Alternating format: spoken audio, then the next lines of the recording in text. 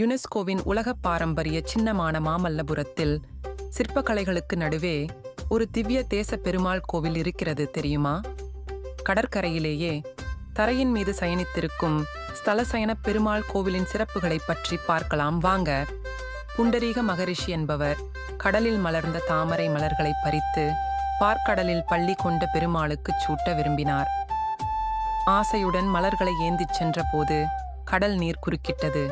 உடனே அவர் கடல் நீரை இறைத்து வற்றச் செய்ய முயன்றார். பக்தனின் உறுதியைக் கண்ட பெருமாள் ஒரு முதியவர் வேடத்தில் வந்து, பசிக்கிறது, உணவு கொண்டு வா என்றார்.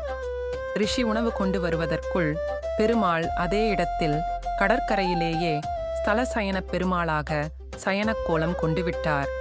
பக்தனுக்காக பார்க்கடலில் இருந்து பூலோக தரைக்கே வந்தவர் இவர். இங்கு பெருமாள் சயனித்திருப்பதால் இத்தலம் ஒரு புண்ணியமான சயன ஸ்தலமாக விளங்குகிறது. இங்கு வந்து முன்னோர்களுக்கு தர்ப்பணம் செய்தால் அது கயாவில் செய்வதற்கு நிகரான பலனை தரும். மேலும் கடல் அருகே பெருமாள் அருள் பாலிப்பதால் இங்கு வேண்டிக் கொண்டால் செல்வம் தங்கும், வீண் விரயங்கள் தடுக்கப்படும் என்பது நம்பிக்கை. உலக பாரம்பரிய சின்னத்தின் ஒரு பகுதியான ஸ்தலசயன பெருமாளையும் நிலமங்கை தாயாரையும் வணங்கி வாழ்வில் வளம் பெறுங்கள். உங்கள் அனுபவத்தை கமெண்டில் சொல்லுங்கள். மறக்காமல் சப்ஸ்கிரைப் செய்யுங்கள்.